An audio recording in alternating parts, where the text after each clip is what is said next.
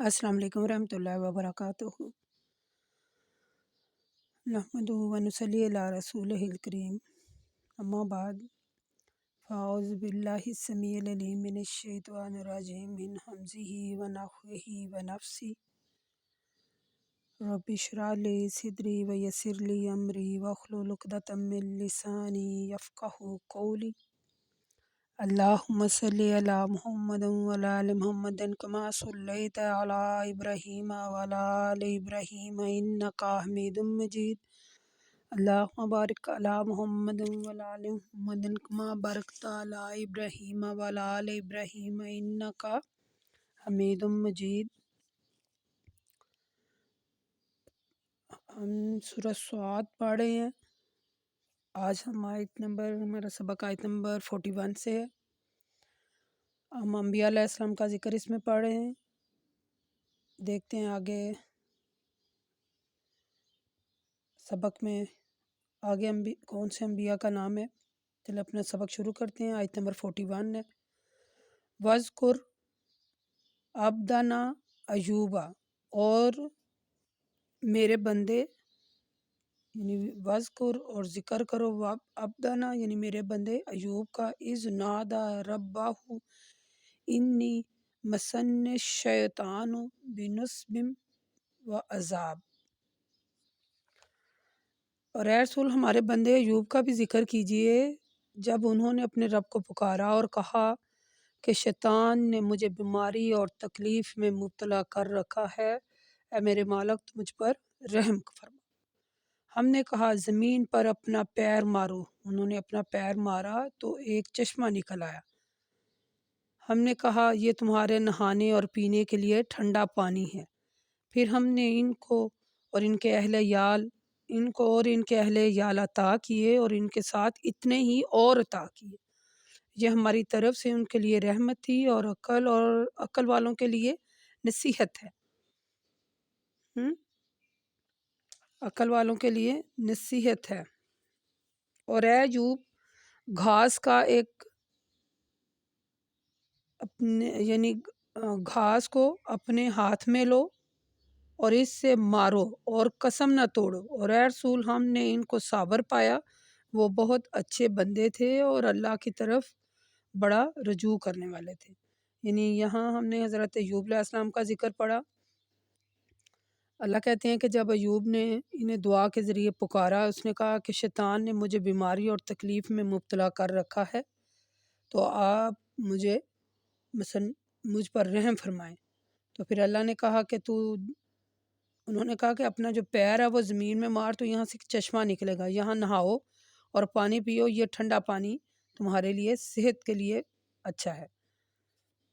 تو جو اللہ تعالیٰ کی پھر وہی بات ہے کہ جو اللہ تعالیٰ کی طرف رخ موڑ لیتے ہیں اپنی زندگی کا، اس کے حکم کے مطابق اپنی زندگی گزارنے لگ جاتے ہیں، تو اللہ تعالیٰ جو بندہ اس کی طرف مڑ جاتا ہے نا کہ ایک ہاتھ آؤ تو اللہ 70 ہاتھ آتا ہے۔ یعنی اگر تم چل کر جاتے ہو تو وہ بھاگ کر آتا ہے۔ ہم نے اس کے بارے میں سورہ آل عمران میں آیت نمبر 190 اور 191 میں اس کے بارے میں پڑھا تھا۔ یہ ہم انبیاء کا ذکر پڑھیں، یعنی ان آیات سے حضرت ایوب علیہ السلام نے کسی کو، یعنی وہ جو آخری آیت ہے اس کا میں آپ کو ذرا تفصیل بتا لوں۔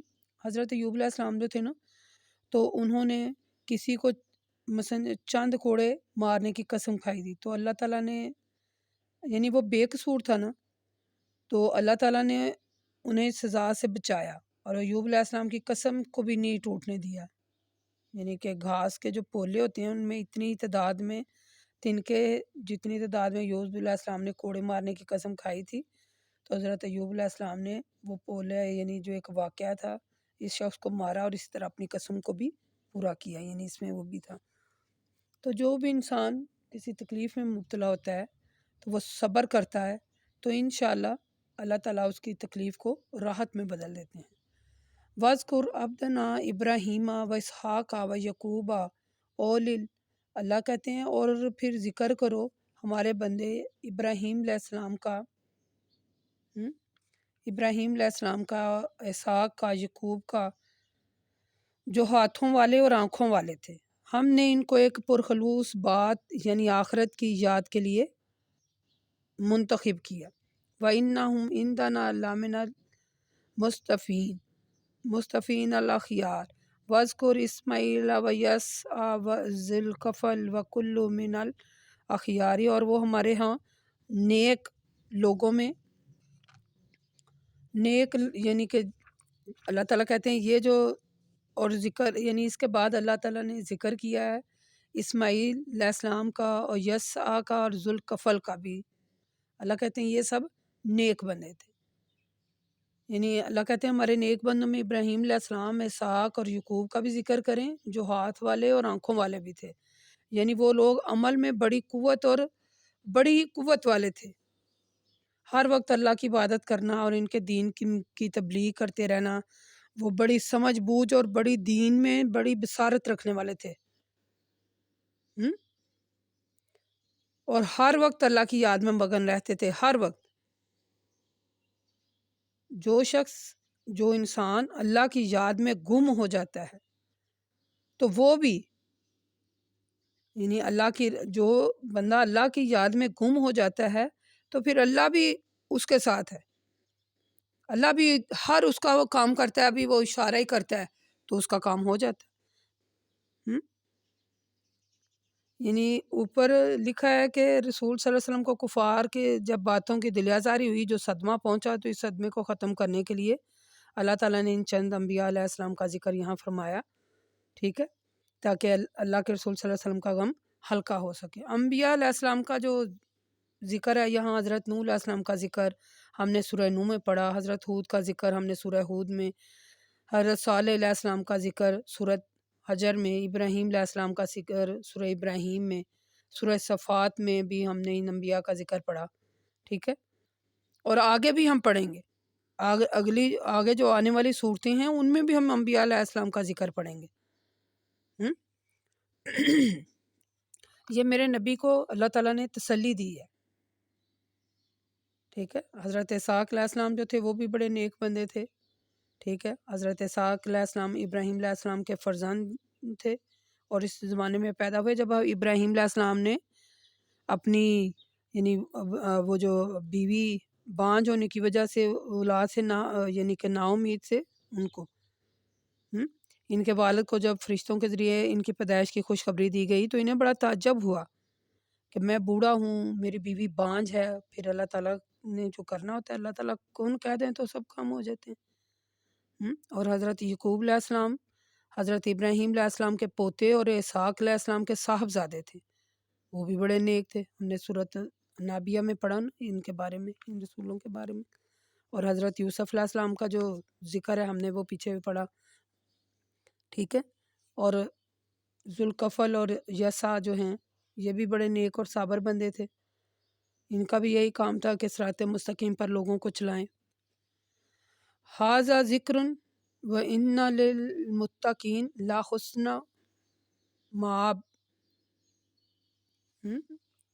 ھذا ذکر، یہ قرآن پاک کی ایک نصیحت ہے جس سے متقی لوگ فائدہ اٹھاتے ہیں، اور متقیوں کے لیے آخرت میں بڑی عمدہ جگہ ہے، یعنی ہمیشہ رہنے والے باغات ہیں جن کے دروازے ان کے لیے کھلے ہوں گے، وہ ان میں تکیہ لگائے بیٹھے ہوں گے اور بہت سے پھل اور پینے کی چیزیں منگواتے رہیں گے، اور ان کے پاس نیچی نگاہ رکھنے والی ہم عمر بیویاں ہوں گی۔ اس وقت ان سے کہا جائے گا یہ وہ چیزیں ہیں جن کا وعدہ تم سے کیا گیا تھا، حساب کے دن تمہیں دی جائیں گی، یعنی ہمارا دیا ہوا رزق ہے جو کبھی ختم نہیں ہوگا۔ یہ نعمتیں متقیوں کے لیے ہیں اور سرکشیوں کے لیے ہم بڑی بری جگہ ہے جو دی ہے اللہ نے، یعنی جہنم جس میں وہ داخل کیے جائیں گے، جہنم ہے جس میں وہ داخل کیے جائیں گے۔ قالوا بل انتم لا مرحبا بکم انتم، یہ جو جہنمی ہے ٹھیک ہے، یہ اللہ تعالیٰ نے پہلے جنتیوں کا ذکر کیا کہ ان میں ان کے لیے نعمتیں ہیں، پھر اللہ تعالیٰ نے دوزخیوں کا ذکر کیا ہے، ٹھیک ہے، کہ جو ان کے لیے کیا ہے، جہنم میں وہ بڑا برا ٹھکانہ ہے، گرم پانی ہے، پیپ ہے، اللہ کہتے ہیں چلو جاؤ اب اس کا مزہ چکھو جا کے، اور اس قسم کی اور بھی بہت سی چیزیں ہیں جو انہیں پینے کو دی جائیں گی، جب سردار ان کی قوم کو دوزخ میں لے جانے لگیں گے تو وہ ان سے کہیں گے کہ یہ تمہاری پیروی کرنے والوں کی ایک جماعت ہے جو تمہارے ساتھ ہی دوزخ میں داخل ہوگی۔ وہ کہیں گے انہیں خوش نصیب نہ ہو۔ یعنی وہ جو جماعت تھی وہ اپنی جماعت کے ساتھ ہی دوزخ میں داخل ہو رہے ہوں گے۔ اللہ کہتا ہے پیروی کرنے والے کہیں گے کہ بلکہ تم بھی خوش قسمت خوشی میں، یعنی کہ وہ کیا کہتے ہیں لفظ، کسی خوش فہمی میں مبتلا نہ ہو، تم بھی ہمارے ساتھ ہی لائے گئے ہو، یہ بڑا برا ٹھکانہ ہے۔ پھر وہ کہیں گے ہمارے رب، جو لوگ یہ مصیبت ہمارے ساتھ لائے ہیں انہیں جہنم میں دگنا عذاب دے۔ پھر ان سے کہا جائے گا کیا بات ہے کہ ہم ان لوگوں کو نہیں دیکھتے جن کو ہم برے لوگوں میں شمار کرتے تھے؟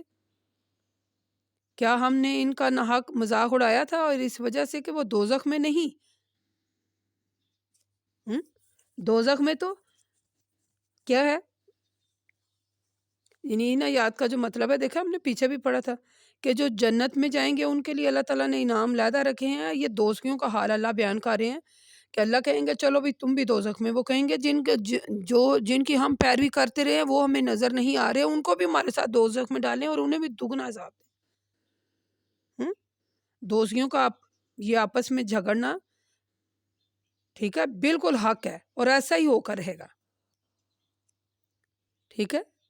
یعنی اللہ تعالیٰ نے اپنی آیات جو ہیں وہ کھول کر بیان کر دی ہیں، ہر جگہ ہر معاملے میں مثالیں دے کر اللہ تبارک و تعالیٰ سمجھا رہے ہیں کہ یہ جو تم پیروں فقیروں اور ادھر ادھر کے مسائل ڈھونڈ رہے ہو نا، یہ جب تم کل دوزخ ہو گئے تو وہ پھر لوگ دوزخ میں جا کہیں گے کہ جن کے پیچھے ہم تھے اللہ ان کو بھی دوزخ میں ڈال اور انہیں دگنا عذاب دے، تو وہاں یہ جگڑ رہے ہوں گے۔ کلو انما انا منذر وما الہ الا اللہ الواحد القہار رب السماوات والارض وما بینہما العزیز الغفار کل ہوا نابع العظیم انتم انہ معرضون ما کانا، یعنی یہاں پھر اللہ کہہ رہے ہیں اے رسول آپ کہہ دیجئے، آپ کہہ دیں تو بس ڈرانے والا تو میں ہوں، کوئی الہ نہیں سوائے اللہ کے، وہ واحد غالب ہے جو آسمان کا اور زمین کا اور جو کچھ ان دونوں کے مابین ہے سب کا رب ہے، وہ غالب اور بخشنے والا ہے۔ اے رسول کہہ دیجئے، یعنی قیامت کی خبر ایک بہت بڑی خبر ہے، پھر بھی تم اس سے انکار کر رہے ہو۔ اور اے رسول آپ یہ بھی کہہ دیجئے کہ بلائی مجلس کے لوگ جب جھگڑا کر رہے تھے تو مجھے ان کے جھگڑے کی کوئی خبر نہیں تھی، ان کے جھگڑا کرنے کی خبر تو مجھے بذریعہ وحی معلوم ہوئی، میرے پاس تو بس وہی آئی ہے کہ میں کھلم کھلا ڈرانے والا ہوں، ٹھیک ہے، کھلم کھلا ڈرانے والا ہوں۔ یعنی رسالت اور توحید اور قیامت پر روشنی ڈالتے ہوئے اللہ تبارک و تعالیٰ نے ایک بار پھر یہاں کہا ہے کہ میں واحد قہار ہوں۔ اللہ کہتے ہیں کہ واحد قہار صرف اللہ ہے، وہ سب کچھ جانتا ہے جو زمین میں ہے، جو کچھ آسمان میں اور جو کچھ ان کے درمیان میں ہے۔ اذ قال ربک للملائکۃ انی خالق البشر من الطین فإذا سویتہ ونفخت فیہ من روحی فقولوا لہ ساجدین فسجد الملائکۃ۔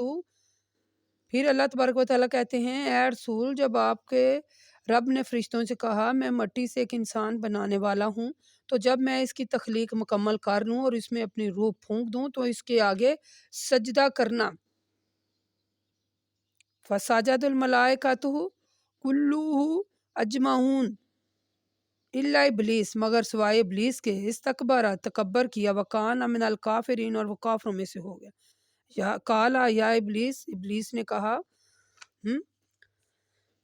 کہنے لگا اے میرے رب مجھے اس دن تک کے لیے مہلت دے جس دن سب زندہ کر کے اٹھائے جائیں گے۔ اللہ نے فرمایا تجھ کو مہلت دی ہے جس کا وقت ہم ہی کو معلوم ہے۔ کہنے لگا تیری عزت کی قسم ان سب کو بہکاتا رہوں گا سوائے ان کے جو تیرے پسندیدہ بندے ہیں۔ اللہ نے فرمایا تو پھر سچی بات یہ ہے اور میں سچی بات ہی کہتا ہوں، میں تو ضرور تجھے ان کی جو تیری پیروی کریں گے سب کو کیا کروں گا؟ جہنم میں ڈال دوں گا۔ قال فاخرج منها فإنك रजीम व इन्ना लइका लानती इला यौमिद्दीन काला रब्बि फंजुरनी इला यौम यबअसून काला फ़इन्नका मिनल मुनज़िरीन इला यौमिल वक़्तिल मालूम। ठीक है, अल्लाह कहते हैं कि यानी कि तेरी इज़्ज़त, शैतान कहता है कि मैं अल्लाह तेरी इज़्ज़त की कसम कि मैं इन सब को बहकाता रहूँगा। अल्लाह कहता है कि जो यानी उसने कहा तेरी इज़्ज़त की कसम सबको बहकाऊँगा सिवाय इनके जो तेरे पसंदीदा बंदे हैं। तो फिर अल्लाह ने क्या कहा? अल्लाह कहते हैं तो फिर सच्ची बात ये है कि मैं ही सच्ची बात कहने वाला हूँ कि मैं ज़रूर तुझे और जो तेरी पैरवी करेंगे सबको जहन्नम में डाल दूँगा। चल भाई। यानी अल्लाह कहते हैं कि ऐ रसूल वो वक्त याद करें जब आपके रब ने फरिश्तों से कहा ना कि मैं मट्टी से बनाने वाला हूँ। हमने सूरत बकरा में इसका पढ़ा बड़ी वजाहत से इन्हें याद के बारे में।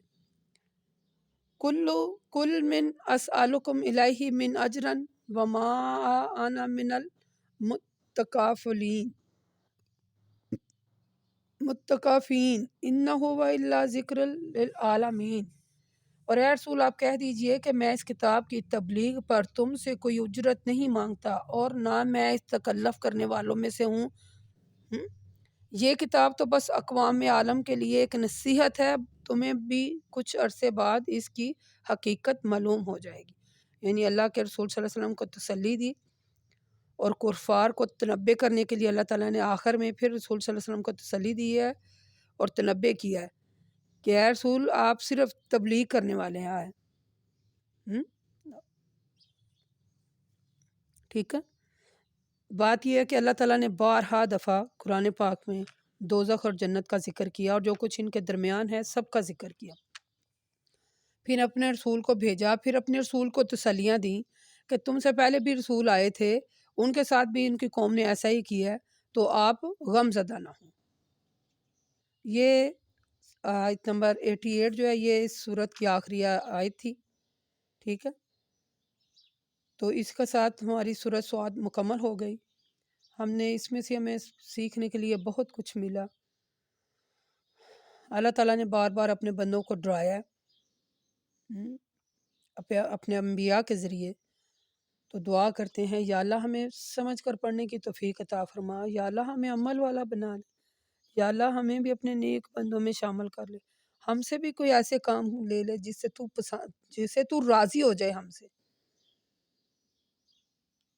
वमा इलैना इल्लल बलागुल मुबीन वक़ूलू क़ौली हाज़ा ली अस्तग़फ़िरुल्लाह। अस्सलामु अलैकुम व रहमतुल्लाहि व बरकातुहू।